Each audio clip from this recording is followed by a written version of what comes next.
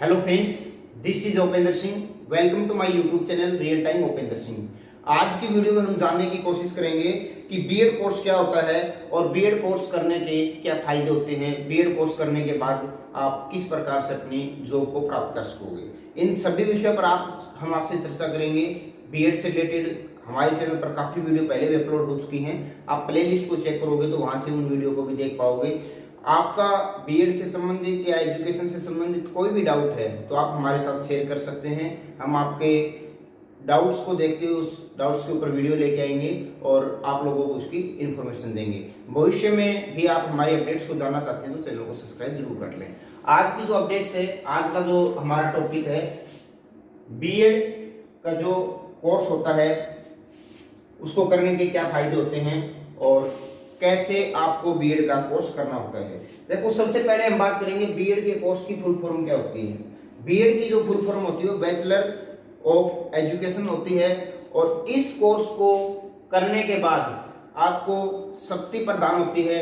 आप गवर्नमेंट या private field के अंदर एक टीचर लग सकते हैं, बच्चों का भविष्य संवार सकते हैं, अपने एरिया के अंदर एक नई ऊर्जा पैदा कर सकते हैं, अपने एरिया के अंदर अच्छे अच्छे बच्चों को शिक्षा देके आप आईएएस लेवल तक की उनको पढ़ाई करा सकते हैं। पढ़ाई में सबसे बड़ा योगदान होता है शिक्षक का, और आप शिक्षक तभी बनोगे जब आप बीएड करोगे। यदि आपने बीएड नहीं की है तो आप कभी भी अपनी जिंदगी में शिक्षक नहीं बन पाओगे। वो एक अलग मैटर होता है कि जो प्राइमरी शिक्षा तक के जो टीचर होते हैं 1 से 5 तक के, उनको डीएलएड का कोर्स करना होता है। उसके बाद 6, 8, 12 तक के बच्चों के लिए या फिर कॉलेज लेवल के लिए आपको बीएड का कोर्स करना अति आवश्यक होता है। हमने आज की वीडियो में इन काफी सारे टॉपिक्स को सजेस्ट किया है। इनके ऊपर 1 बाय 1 आपसे बात करेंगे कि भाई आपकी क्या फीस होगी, क्या एज लिमिट होगी और कितने वर्ष का ये कोर्स होता है, बीएड करने के लिए क्या योग्यता होनी चाहिए। जो भी पॉइंट्स हमने सजेस्ट किए हैं, बार बार बच्चों के कमेंट्स आते हैं, इन सभी पॉइंट्स पर 1 बाय 1 हम चर्चा करेंगे। 1 नंबर पॉइंट्स को मैं लेता हूं, बीएड कोर्स के लिए योग्यता क्या होती है। साथियों, बीएड कोर्स के लिए जो योग्यता होती है वो होती है ग्रेजुएशन पास।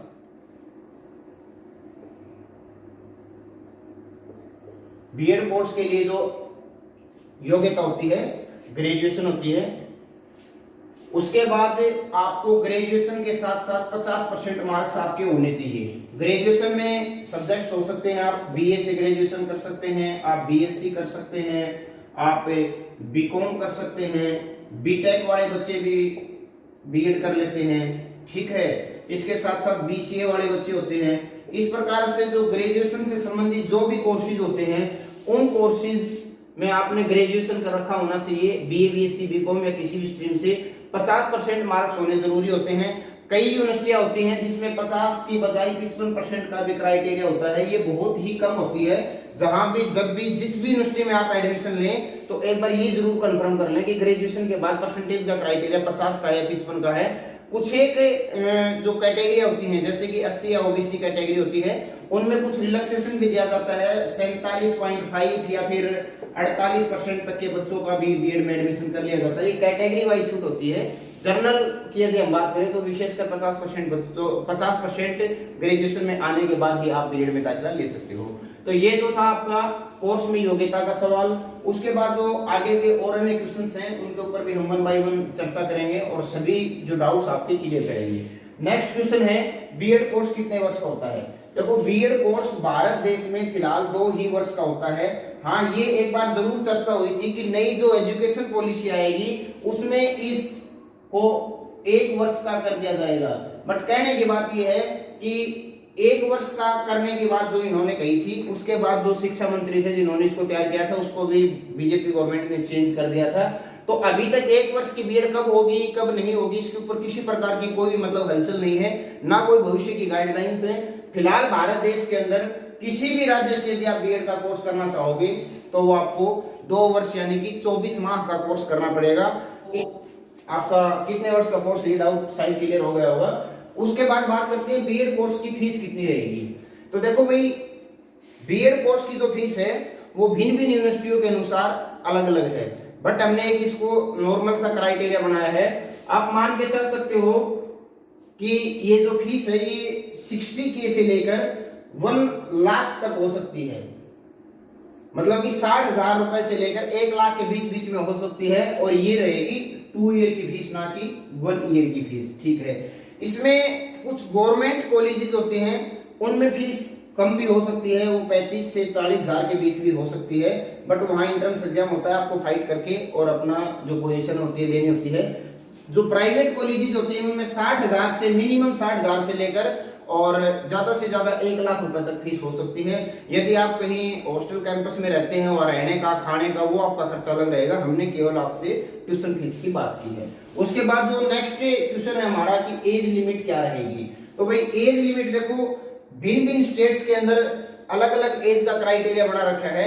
विशेषकर यदि मैं हरियाणा प्रदेश की बात करूं तो हरियाणा प्रदेश में एज का कोई क्राइटेरिया नहीं है, यानी कि किसी भी आयु का व्यक्ति अपना जो बीएड का कोर्स है वो कर सकता है। उसके बाद कुछ एक स्टेट ऐसे हैं जहां एंट्रेंस एग्जाम होता है, वह 18 से लेके 35 वर्ष तक के बच्चों को बीएड करने के लिए एलिजिबल किया जाता है। आयु के हिसाब से 2, 3, 5 वर्ष की छूट दी जा सकती है, कैटेगरी के हिसाब से 80 कैटेगरी ओबीसी को कुछ छूट दी जा सकती है। जिस भी यूनिवर्सिटी के अंडर में आप बीएड का जो कोर्स है उसको करना चाहते हो तो एज का क्राइटेरिया प्रोस्पेक्टस के अंदर देख सकते हो। हरियाणा में किसी प्रकार का कोई एज का क्राइटेरिया नहीं, किसी भी आयु का व्यक्ति अपना बीएड का कोर्स कर सकता है।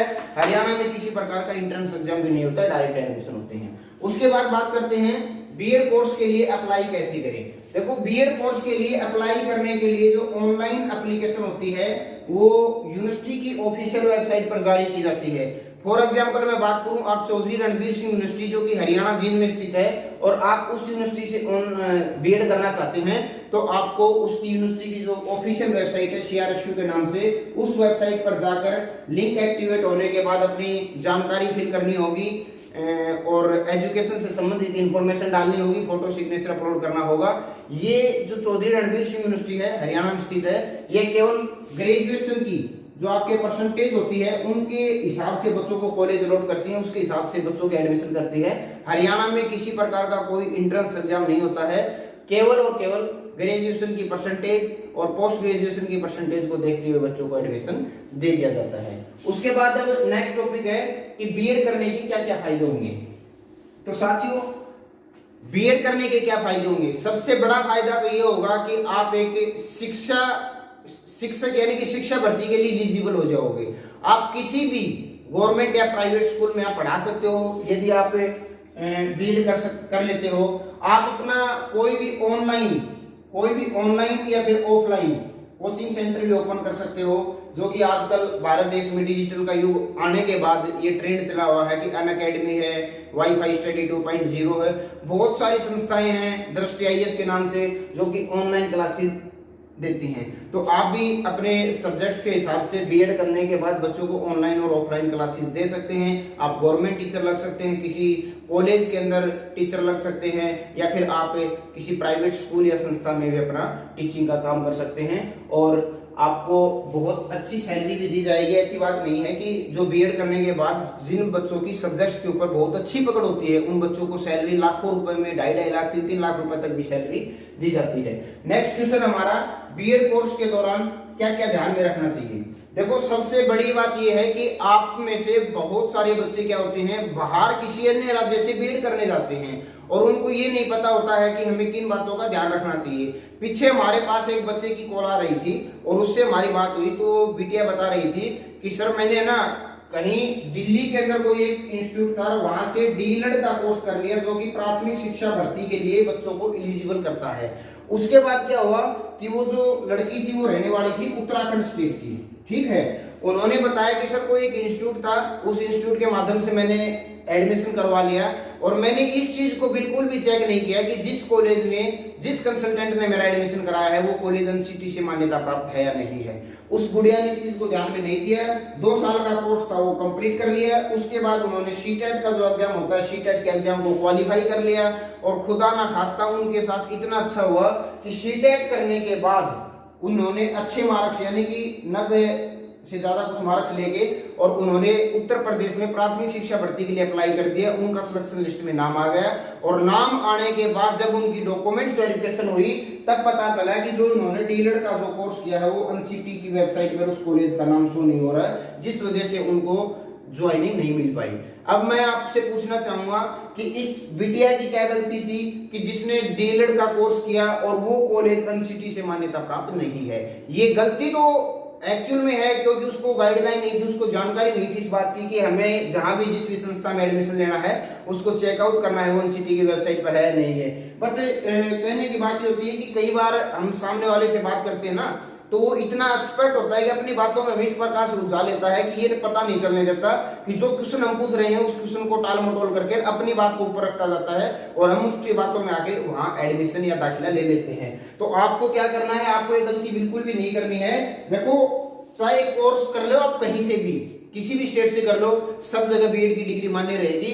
बट एनसीटी की वेबसाइट पर कॉलेज का नाम होना अति आवश्यक है। यदि एनसीटी की वेबसाइट पर कॉलेज का नाम नहीं है और आपने बीएड कर लिया, आप कहीं सिलेक्शन लिस्ट में शामिल हो गए तो डॉक्यूमेंट्स वेरिफिकेशन में आपको हर हाल में बाहर कर दिया जाएगा। इसके ऊपर किसी प्रकार का कोई भी मतलब की सुनवाई नहीं होने वाली है क्योंकि ये भारत सरकार की बहुत बड़ी गाइडलाइन, एनसीटी से अप्रूव कॉलेज होना चाहिए।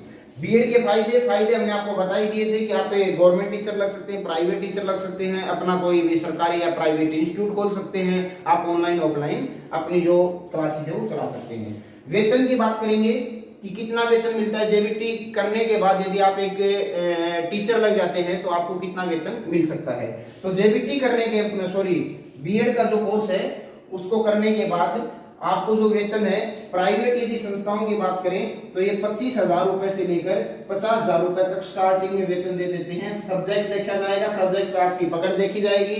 आपने बीएड में या ग्रेजुएशन में या फिर नीचे की जो क्लासेज है +1 +2 उसमें कितने परसेंटेज मार्क्स अचीव कर रखे हैं, इंटरव्यू जो आपका हुआ था, इंटरव्यू को आपने किस प्रकार से मतलब कि क्वालिफाई किया, किस प्रकार से उसको हैंडल किया, इन सब बातों को देखते हुए आपको 25 से 50,000 रुपए स्टार्टिंग सैलरी दे दी जाती है। जिस प्रकार से आपका एक्सपीरियंस बढ़ता है, जो बड़ी बड़ी प्राइवेट संस्थाएं हैं वो 2.5 लाख रुपए तक की भी सैलरी देते हैं। हमारे एरिया में कुछ स्कूल ऐसे हैं जहां 2.5 लाख प्लस सैलरी के टीचर प्राइवेट स्कूलों में +1 +2 के बच्चों को पढ़ाई कराते हैं। तो मैं आपको बताना चाहूंगा बीएड का कोर्स आपके लिए बहुत ही महत्वपूर्ण कोर्स है।